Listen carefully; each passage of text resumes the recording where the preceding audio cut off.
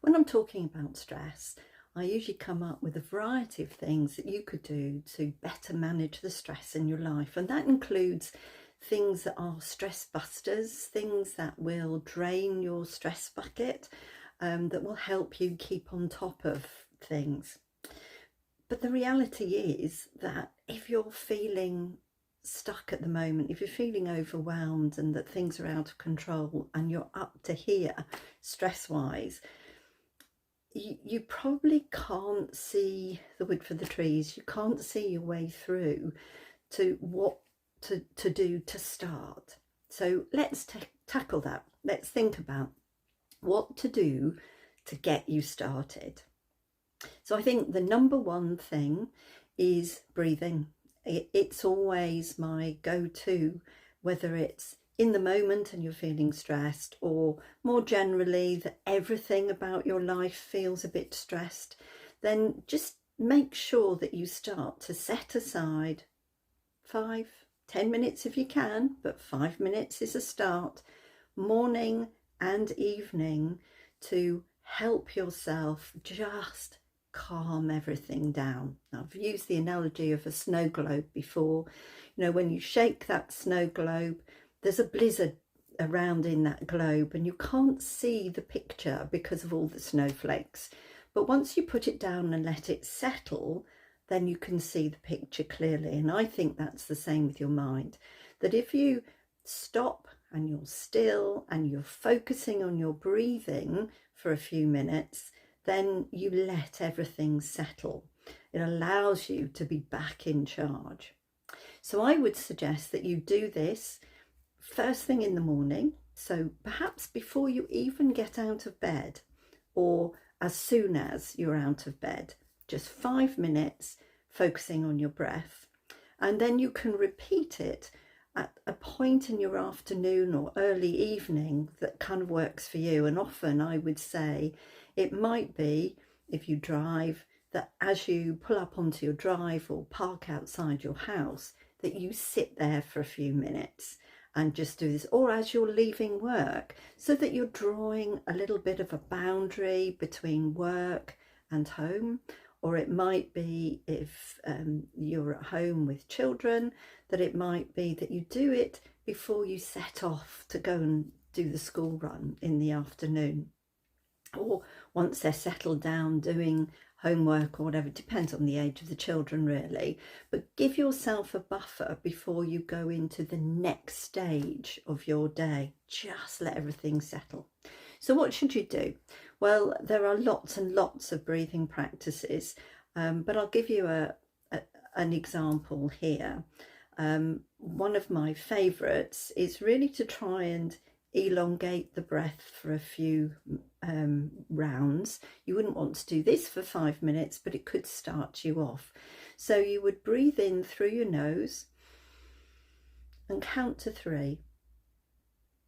Hold your breath for a count of 4, and then breathe out for a count of 5. And ideally breathe in through your nose and out through your mouth, because that then flicks a bit of a switch internally from your fight or flight, that sort of stress response, to rest and digest, or the parasympathetic nervous system, so that you're telling your body and your mind, actually there is no danger, I can relax now. You can let all the normal bodily functions get started, the digestion, you can think clearly and so on. Just let everything switch into the parasympathetic nervous system, and let things settle. So just to recap, breathe in for 3 through your nose, hold your breath for a count of 4, and breathe out for a count of 5. And I would say do that 3 or 4 times. And then when you've done that, just sit, perhaps close your eyes if you feel comfortable doing that. Just sit in a relaxed position, or lie if you're still in bed, and just focus on the sound of your breathing. Don't try to control it anymore. Just breathe in and out through your nose and let your breath come in and out naturally. Your body knows how to breathe properly.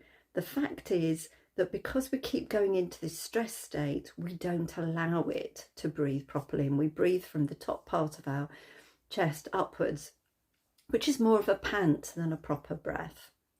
So that's what I would suggest for getting started, so that you do that first thing in the morning, and then at some point in your afternoon or early evening, or if necessary before you go to bed. But I do think if there is a possibility of doing it just for 5 minutes earlier in the evening, earlier than going to bed, you will feel the benefit even more. If you're not very comfortable with that breath practice, here's a couple of others that you might want to think about. I like the hand breathing, which I've probably talked to you about before, where you hold up one hand, index finger of the other, and you just trace round the outside of your fingers. So you breathe up, breathe out, breathe in, breathe out. So each time you're breathing in, you're breathing up to the top of your finger, and then down or out to the crescent between the two fingers, and up, out round your thumb, and back down to your wrist again. So you start this side of your wrist, end up this side of your wrist, and you're just watching your index finger trace round the outline of your fingers as you breathe in and out. And again, if you're breathing in and out through your nose, that's better for your body system if you can. But if you've got a cold, or if that isn't possible for some reason, then just breathe in and out through your mouth. The important thing is that you're feeling that sense of touch as you're tracing round your fingers. And children like to do this too, and it often works very well for children that perhaps a bit overtired, having a bit of a paddy. If you can get them to do that, it can just calm them down a little bit, distracts them, and it's something that they can focus on. If you try to get them to take a few breaths, they can't really switch off. But if you do this, and it's the same for you, you've got something to focus on. So that's an alternative. Or box breathing is another one that's very popular, where you just imagine a box with 4 equal sides, and you breathe in on the upside. So I would say count to 4 as you breathe in, hold your breath for 4, breathe out for 4, hold your breath for 4, and repeat.